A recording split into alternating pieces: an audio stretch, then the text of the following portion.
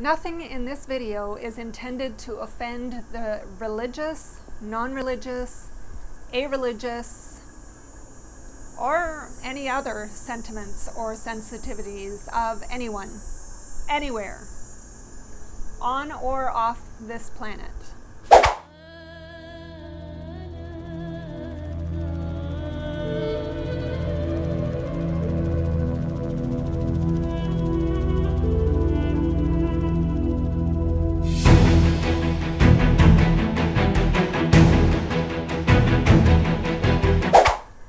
Hey everyone, it's Jo. I'm the Kosher Ninja, and we've been chatting about my adventure last year hiking on the Shvil Israel, or Israel National Trail. If you're new here, welcome. I'm so glad you've stopped by. And while you're here, don't forget to check out my videos from the Shvil and to subscribe and ring the bell to be notified when I post new videos. But right now, we're going to talk about something that nobody seems to want to talk about these days. We're talking about religion, and you avoid that at your peril if you're on the Shvil. Okay, well, maybe not exactly at your peril. For the Israelis among you, this is old hat, but for most of the foreigners, it's probably less familiar. Although, if you're interested enough in Israel to be thinking about doing the Shvil, then you probably already know something about it.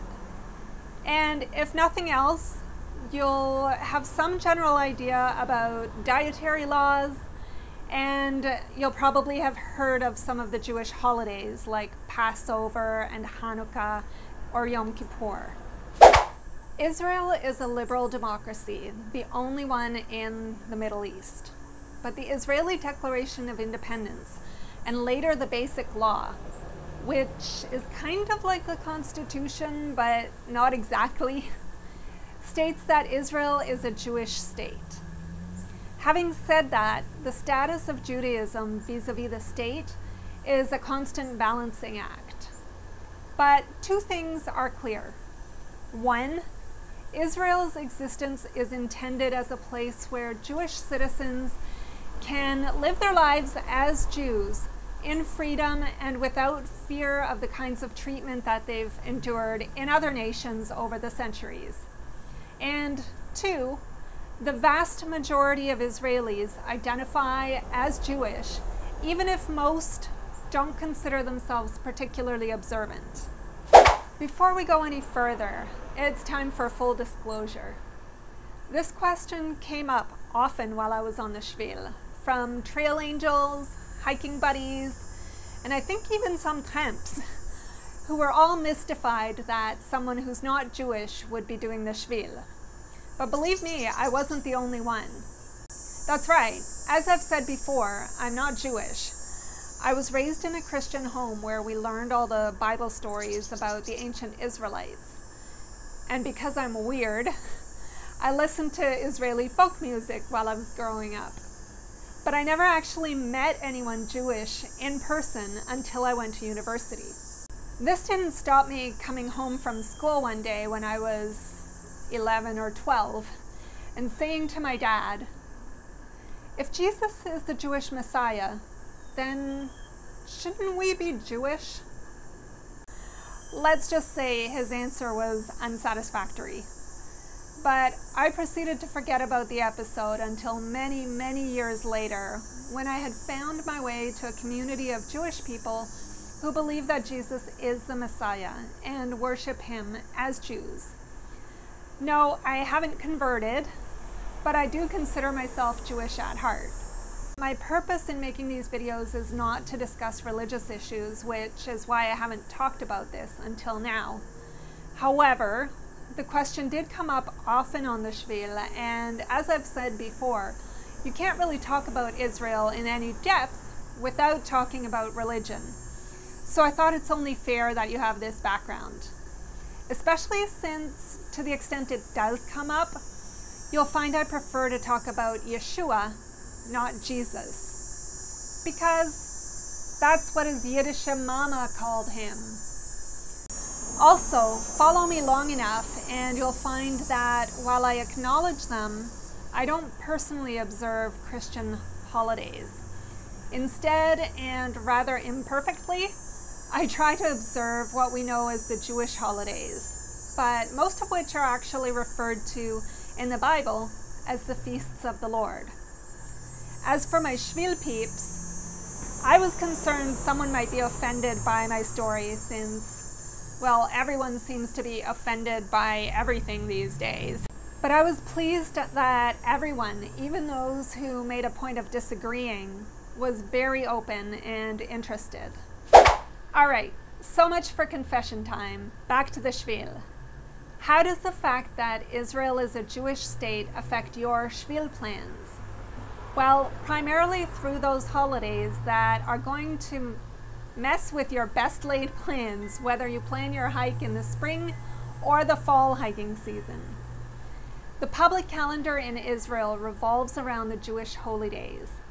These include the 7 feasts of the Lord, some of which you're probably already heard of.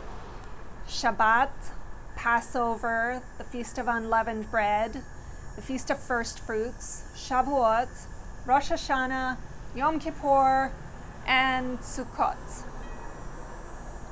If you counted 8 and are confused, that's okay, so am I. Generally, I hear people say there are 7 holy days, but technically there are 8. It seems Passover and unleavened bread, which are technically separate, are often rolled into one, or some people don't count Shabbat. Now, if you're wondering what happened to Hanukkah, there are 2 holidays in the Jewish calendar that are not technically holy days. These are Purim and Hanukkah, which are not listed in the feasts of the Lord in the Torah, and most likely won't affect your hike because of their timing. But even if Purim is late or Hanukkah early, they aren't official business holidays, so you'll find most stores open and people out and about. Just as an aside, some of you may be wondering, and since we're on the subject, yes, both of these would have been observed by Yeshua, and there is evidence in the New Testament to the effect that he did. So the holy days are going to affect your hike. But how? Don't worry. Yes, you are allowed to hike, and no one will be offended. But if you're in a religious area, you need to be respectful of those who may be observant. Also, from a logistical perspective, you'll need to remember that unlike those of us who count the day from midnight to midnight, the Jewish day begins at sunset and ends at sunset. Each of these holy days is a public holiday, and stores, restaurants, entertainment venues, and other services, including public transportation, all close from sundown to sundown, making resupply a challenge sometimes. As a result, you have to plan your hike so you don't get stuck without food at a time, or especially without water, at a time when the only resupply for miles around is closed. Also, religious Jews have other restrictions on what they can and cannot do that you may need to be mindful of.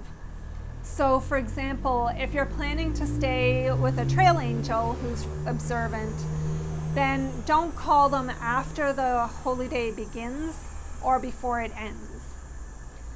Of course, holy day or no holy day, you need to be respectful of your observant hosts. So, for example, you might want to eat that ham sandwich at the bottom of your pack before you get there. Just saying.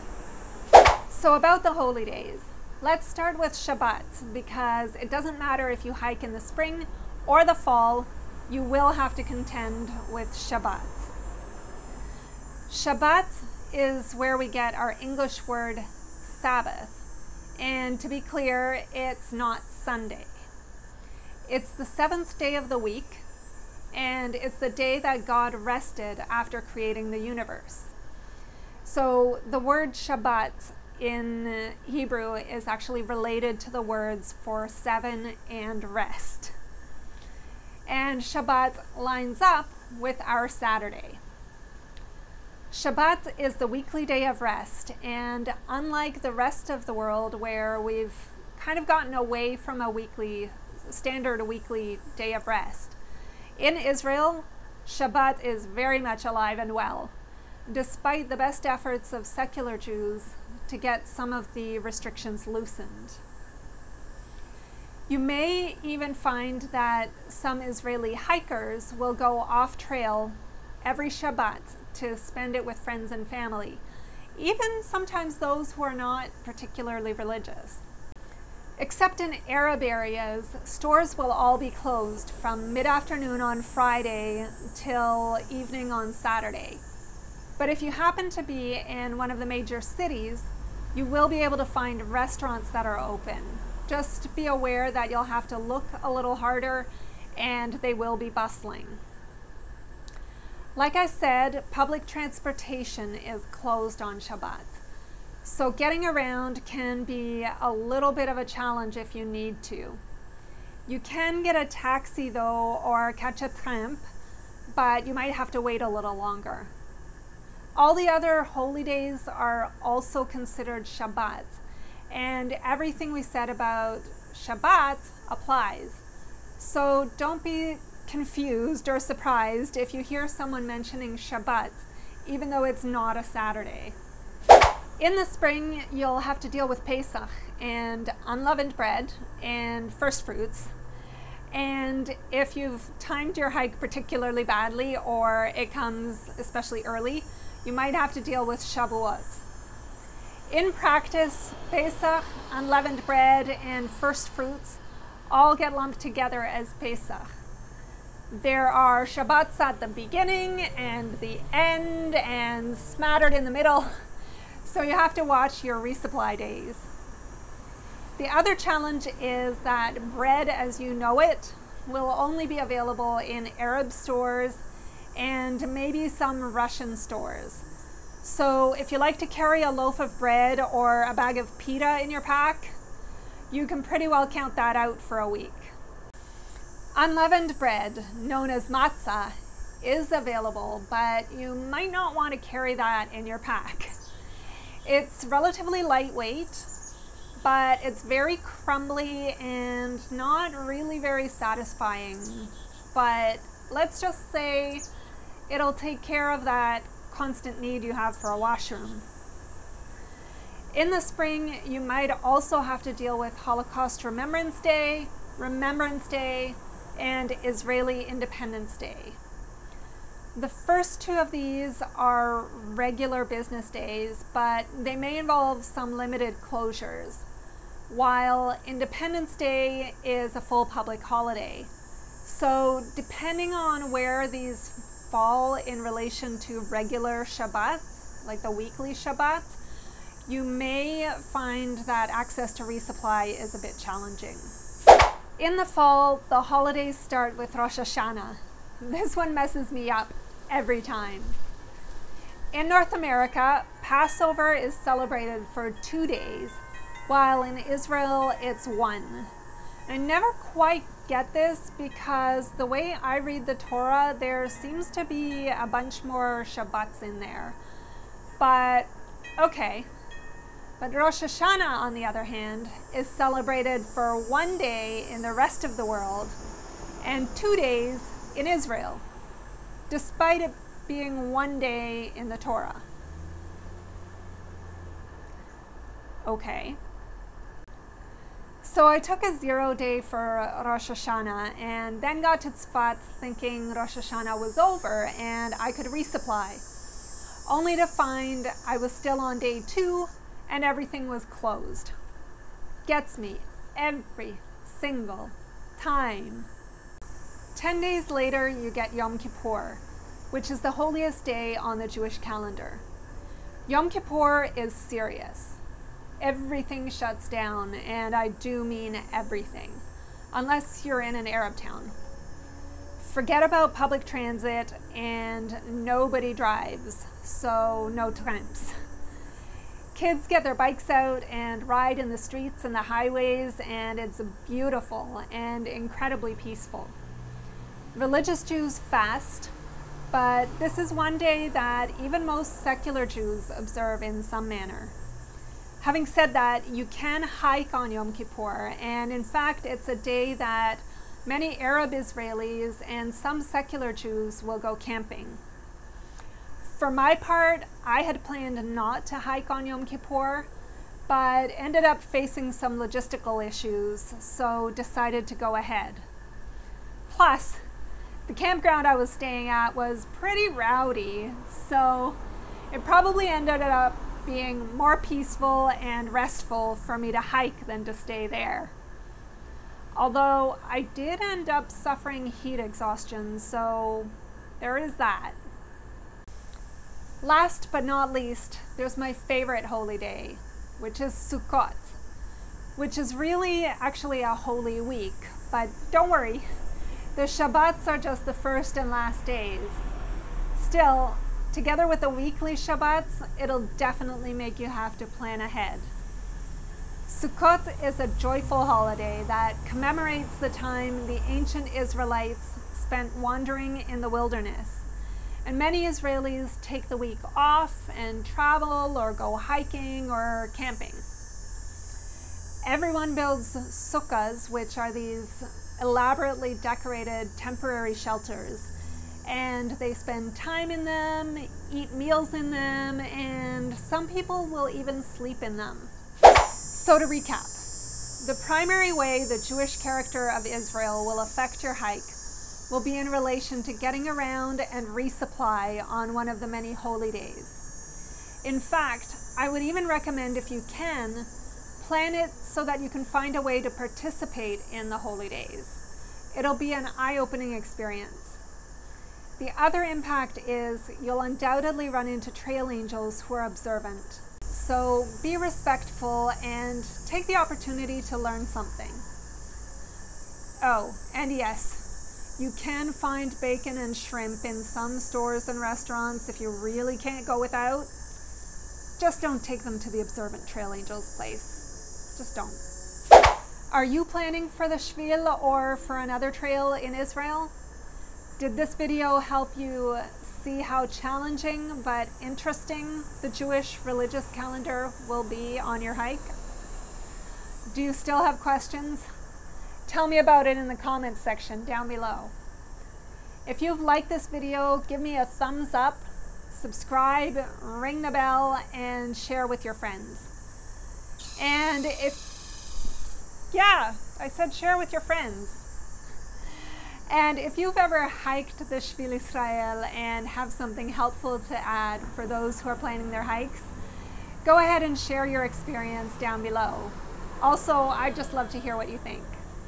I'm so excited that we get to share our journeys in this way, and I can't wait to see you again next time. Until then, thanks for watching, and shalom, eh?